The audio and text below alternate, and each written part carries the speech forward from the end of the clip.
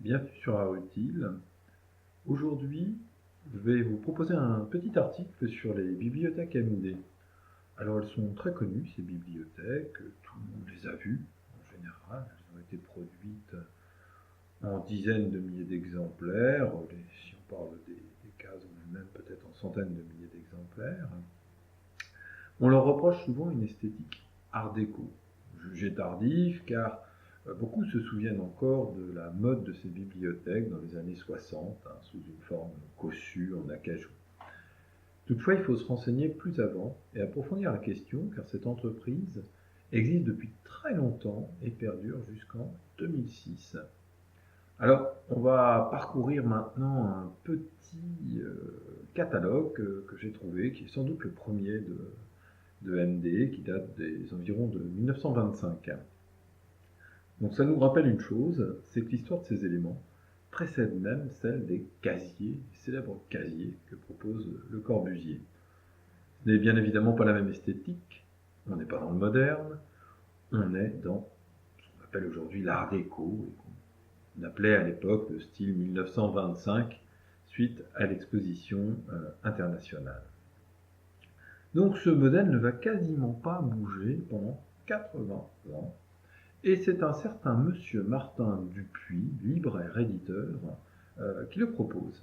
Alors en fouillant un peu, et c'est d'ailleurs comme ça que je suis retombé sur cette histoire, il est aisé de retrouver des publicités que ce libraire hors du commun diffuse en abondance dans les revues littéraires à partir du milieu des années 20.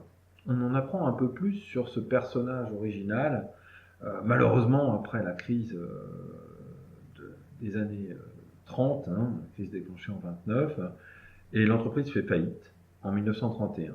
On trouve un jugement du tribunal de commerce qui a été publié dans les journaux de l'époque, y compris Le Temps, où on signale que M. Martin Dupuis, dit François Martin, dit encore Jean-François ou Jean-Louis Martin Dupuis, libraire-éditeur, fabrication et vente de bibliothèque MD à Paris, 9 rue de Villars-Sexel. Ayant bureau même ville, 6 boulevard Sébastopol, avec magasin et dépôt, etc., etc. On apprend même qu'il a une caisse centrale de recouvrement et d'escompte. Bref, l'homme a plusieurs noms, plusieurs métiers.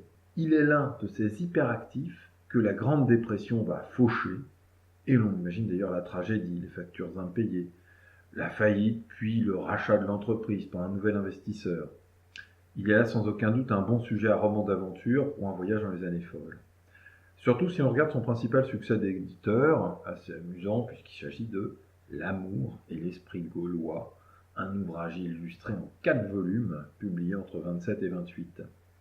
Mais ce n'est pas cette atteinte aux bonnes mœurs ou la faillite qui ralentissent l'entreprise MD, qui va continuer de vivre après avoir échappé aux mains de son fondateur.